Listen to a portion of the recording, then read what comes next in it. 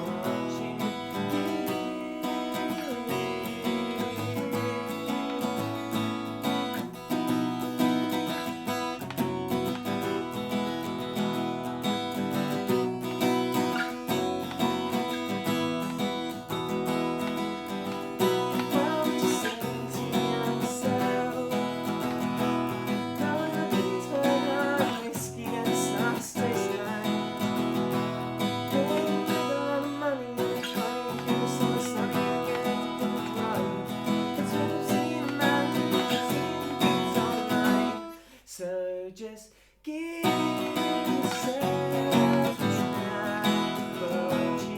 Give yourself a try,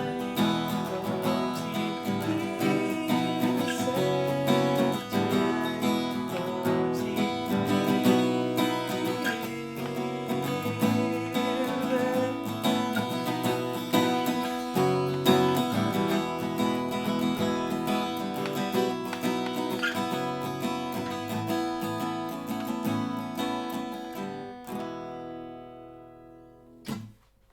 Alrighty guys, thank you for listening.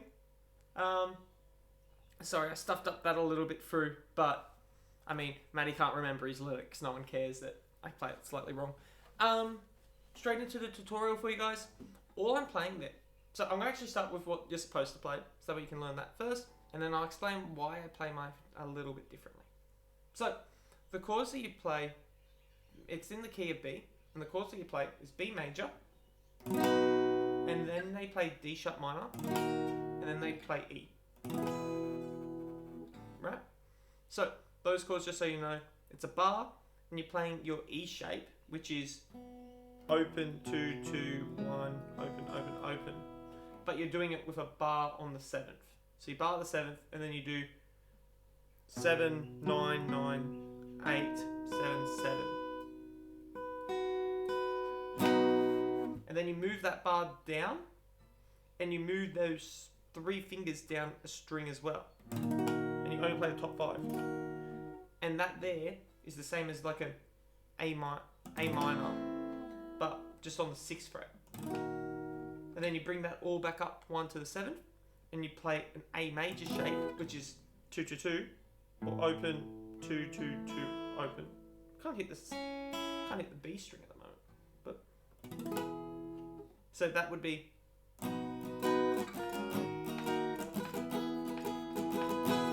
But 2 reasons why I don't do that. 1, I'm terrible at barring, and it hurts after a while, so getting through the whole song would be rough.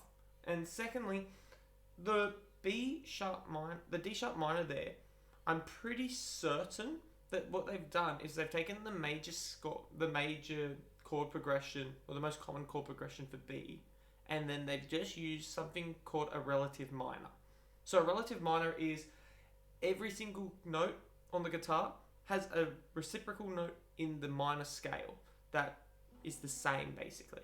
So for D sharp minor, it's relative major, and the reciprocal relative major is F sharp, and then F sharp's relative minor is D sharp minor. So it means that when they play this D sharp minor, they're really just playing the most common chord progression for B, which being 1 4 5 is B, F sharp, E, but they're doing it in a way that is, actually that's 1 5 4. But anyway, what they're doing with it is they're just using the relative minor to make it sound more moody, make it more like, the 19. So I just reverted that back to the major, and so then I can just play major chords the whole way through, and it works well. So the chords that I'm playing, instead of barring, so I'm still playing B, but I'm just not barring. I'm playing B5, which is a power chord. So to play that, it's 7, 9, 9, 8 again, just like the bar one, but then your bottom 2 strings are open.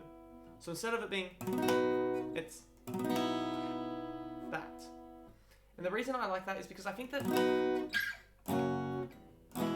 like the change in the bottom changes the song quite a lot. It stops being so 19. It just feels kind of more mundane.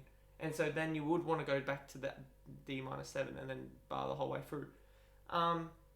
So the way that I do it, it keeps like the bottom 2 strings make consistency between the whole song. It makes it nice and flow. And then it means that you don't have to bar and you can just play chords rather than having to bar and play notes. So again, that is 7, 9, 9, 8, open, open. And then I bring that all the way down to 2nd fret, same shape, all the way down. And then I just play that open as an E. So my fingers don't change from this E shape. The only thing that changes is that my index finger plays a root note and it all slides. So 90% of the song I'm doing.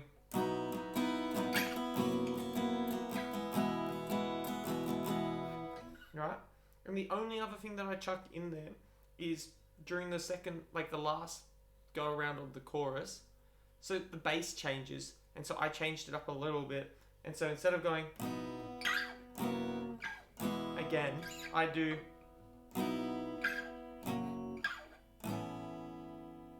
So I put in an A major as well. Now, why that works? Not a clue. Because it's supposed to be A sharp diminished, which goes into the progression. Might have something to do with like changing the... I don't actually have a clue.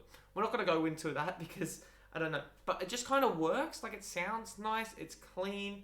And it gives that brightness to the end of the chorus, so that way when you go back into it, it feels like you haven't just been playing the same 3 chords the whole way through and the song's repetitive and the same.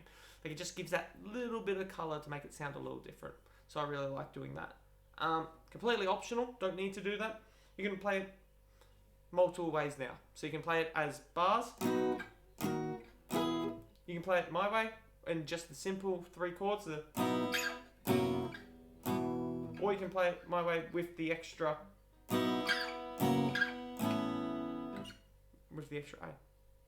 Alright, that's it. Hope you guys enjoyed. I'll see you in the next one.